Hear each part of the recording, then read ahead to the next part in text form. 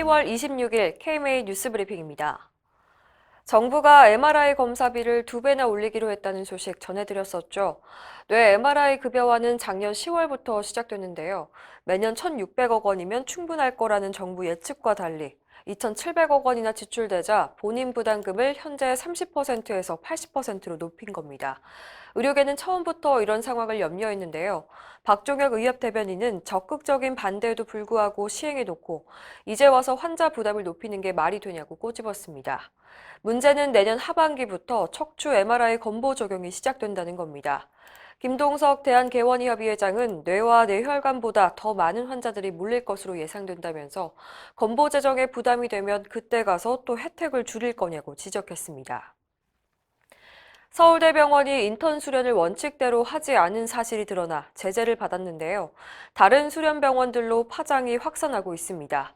연합뉴스에 따르면 삼성서울병원과 세브란스병원도 인턴을 필수 진료과가 아닌 다른 진료과에 배치했던 것으로 나타났습니다.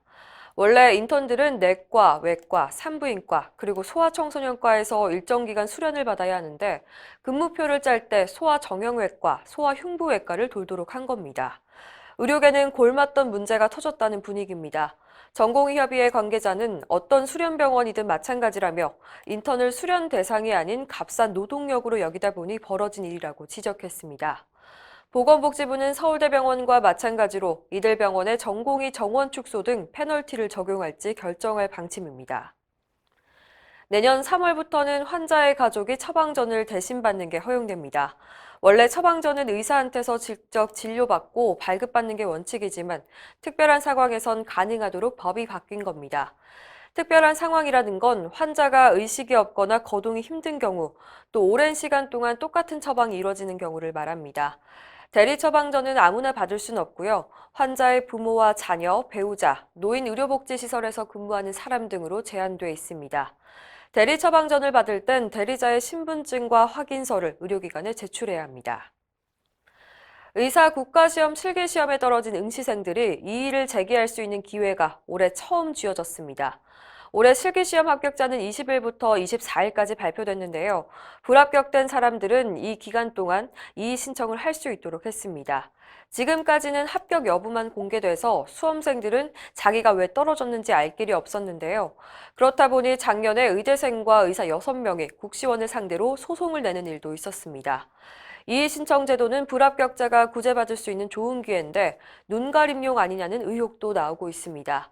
이의 신청 접수 게시글의 글자 수를 200자로 제한하고 신청할 수 있는 조건도 제한돼 있어서 일부 수험생들의 불만을 사고 있습니다. 정부가 의료기관에 줘야 할 의료급여 진료비를 제때 지급하지 못하는 사태가 반복되고 있죠. 내년에는 예산이 대폭 늘어나서 이런 문제가 또 일어나지 않을 것으로 기대됩니다. 보건복지부에 따르면 내년도 의료급여 예산은 올해보다 5,600억 원 늘어난 7조 38억 원으로 확정됐습니다. 이 예산은 올해 지급하지 못한 의료급여비 약 1,000억 원을 해소하는 데 우선 쓰일 예정입니다. 박민수 보건복지부 정책기획관은 내년부터 의료급여비가 밀리는 일이 없이 바로바로 주는 게 가능해질 거라며 의료계 숨통이 조금 트이지 않을까 기대한다고 말했습니다. 이상으로 뉴스 브리핑을 마칩니다. 자세한 사항은 의협신문을 참고하시길 바랍니다.